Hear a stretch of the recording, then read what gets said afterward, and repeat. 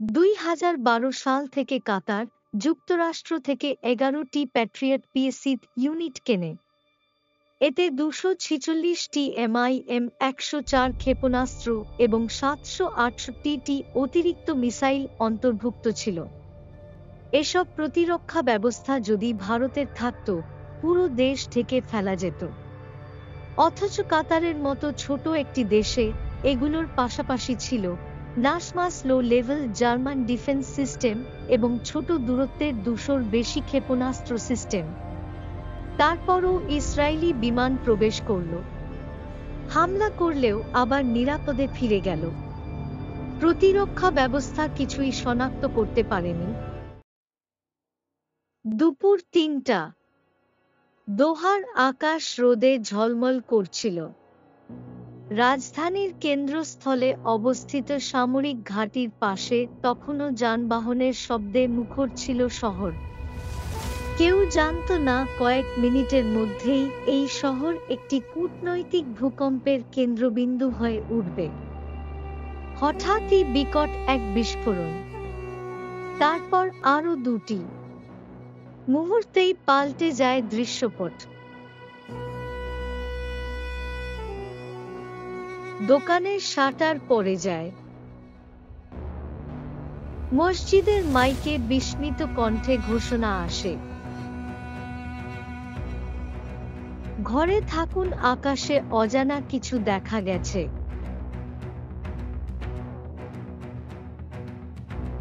লোকজন দিগ্ভ্রান্ত হয়ে ছোটাছুটি করতে থাকে। কেউ কেউ প্রথমে ধরে নিচ্ছিল কোনো তেলের ট্যাঙ্কারে বিস্ফোরণ হয়েছে।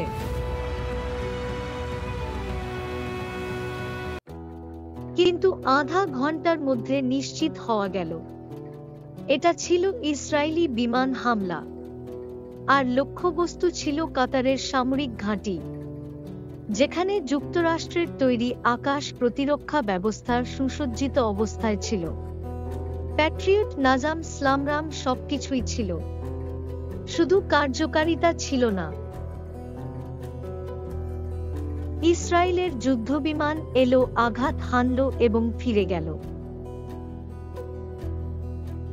কোনো প্রতিরোধ ছাড়াই।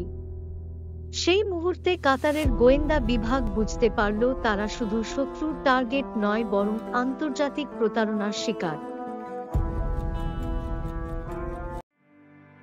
এই ঘটনার পর থেকে মধ্যপ্রাচ্যের ভূরাজনীতিতে যে উত্তাল ঢেউ উঠেছে তা আর থেমে থাকেনি।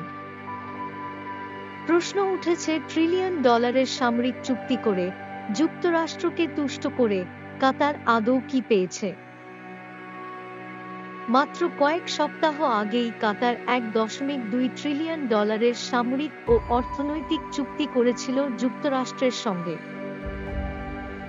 বোয়িং থেকে শুরু করে প্যাট্রিয়ট ক্ষেপণাস্ত্র, নাজমাস 2 থেকে শুরু করে লো অ্যালটিটিউড মিসাইল লঞ্চার, সবকিছুই যুক্তরাষ্ট্রের। কাতারের সামরিক কোম্পানিগুলোর জন্য যেন এক ধরনের জীবনদাতা ছিল। যুক্তরাষ্ট্রের প্রতিরক্ষা বিশ্লেষক লরেন্স ফিলিপসের মতে, যুক্তরাষ্ট্রের অস্ত্র বিক্রির নীতিতে কৌশলগত ফাঁক থাকে। নিরাপত্তা দেওয়ার প্রতিশ্রুতি থাকলেও চূড়ান্ত নিয়ন্ত্রণ থাকে ওয়াশিংটনের হাতে। এছাড়া মধ্যপ্রাচ্য বিষয়ক বিশেষজ্ঞ আব্দুল হাকিম আল শারিফ বলেন, যুক্তরাষ্ট্র যে প্রতিরক্ষা প্যাকেজ দেয় তা মূলত একটি রাজনীতি নির্ভর প্রযুক্তিগত কন্ট্রাক্ট। এতে যত প্রযুক্তি থাকুক না কেন, এর ট্রিগার অন্য কারো হাতে থাকলে সেটা আসলে নিরাপত্তা নয়, এটা একরকম নিয়ন্ত্রণ। কাতার আজ সেটা নিজের চোখে দেখল।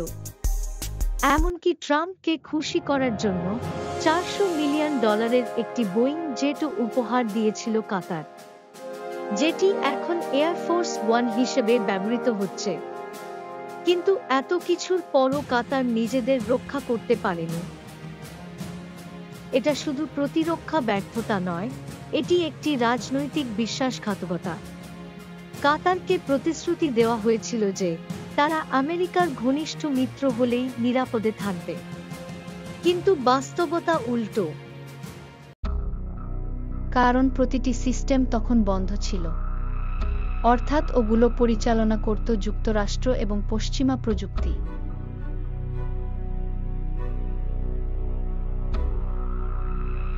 অনুমতি ছাড়া কিছুই চলবে না। এই হামলা ছিল কাতারের জন্য একটি বাস্তবতা, চেতনা, অভিজ্ঞতা।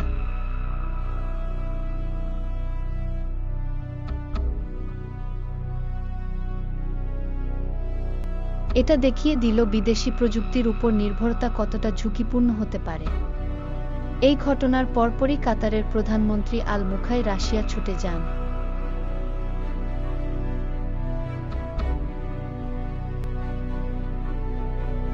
কৃষ্ণসাগরের পাশে জামন দ্বীপে রুশ পররাষ্ট্রমন্ত্রী ল্যাভরভের সঙ্গে বৈঠক হয়। আলোচ্য বিষয় একটাই,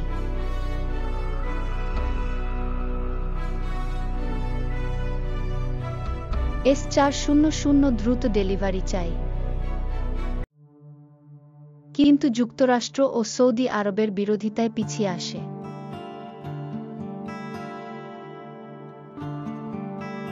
এরপর অবরোধ, সম্পর্কের জটিলতা, সব মিলিয়ে বিষয়টি থমকে যায়। কিন্তু এবার ভিন্ন বাস্তবতা।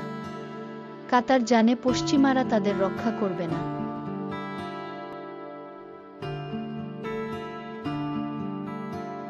এখন কেবল রাশিয়া কিংবা চীন ভরসা। এই সংকটের সুযোগ নিয়েছে ইরান। তারা রাশিয়াকে স্পষ্টভাবে বলেছে, আমাদের বরাদ্দকৃত S-400 ইউনিট চাইলে কাতারকে দিন, আমরা আপত্তি করব না। কারণ ইরান নিজেরাও রাশিয়ার উপর পুরোপুরি আস্থা রাখতে পারছে না। এছাড়া চীনের HQ-9B এখন কাতারের আগ্রহের কেন্দ্রবিন্দুতে। আমেরিকা চাইলে ইসরায়েলের সবটি ড্রোন আটকানো যেত।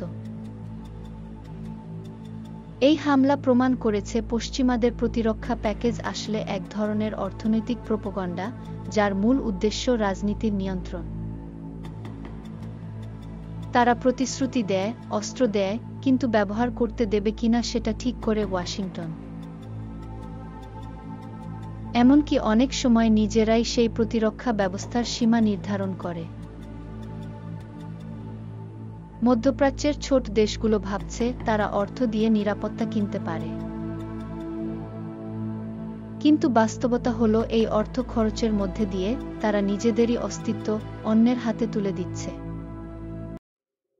ইতিমধ্যে কাতার চীনের কাছ থেকে শর্ট রেঞ্জ ব্যালিস্টিক মিসাইল কিনেছে। সুতরাং HQ-9B কিনতেও তাদের কোনো সমস্যা হওয়ার কথা নয়। ইরান এখন একটি স্নায়ু যুদ্ধ কৌশল উপলব্ধি করছে, যেখানে তারা যুক্তরাষ্ট্রের ঘনিষ্ঠ মিত্রদেরকে নিজেদের বলয়ে আনার চেষ্টা করছে। কাতারের পরিস্থিতি তাদের জন্য এক সুবর্ণ সুযোগ। এই ঘটনাগুলো মধ্যপ্রাচ্যের শাসকদের চোখে আঙ্গুল দিয়ে দেখিয়ে দিয়েছে, ডোনাল্ড ট্রাম্পকে খুশি করতে গিয়ে $2 ট্রিলিয়ন খরচ করেও কেউ নিরাপদ নয়। পশ্চিমাদের প্রতিরক্ষা ব্যবস্থা শুধু কাগজে কলমে। এখন প্রশ্ন, এত টাকা খরচ করে কি পেল কাতার? উত্তর একটি বিস্ফোরণ, একটি ধোঁয়া, আর একটি গভীর ঘুম ভাঙানো বাস্তবতা।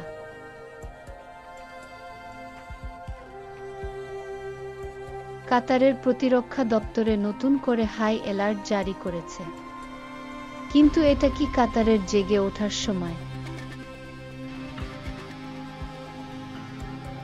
নাকি আবারও কোনো নতুন প্রতিশ্রুতির মুখে মাথা নিচু করার পালা? পশ্চিমা দুনিয়ার রঙিন চুক্তির আড়ালে কি আরও হামলার ছায়া, নাকি এবার সত্যি কাতার নিজের পায়ে দাঁড়াবে? সময় উত্তর দেবে। কিন্তু প্রশ্ন রয়ে যাবে, $1-2 ট্রিলিয়ন বিনিময়ে কি কেনা হয়েছিল? নিরাপত্তা না প্রতারণা?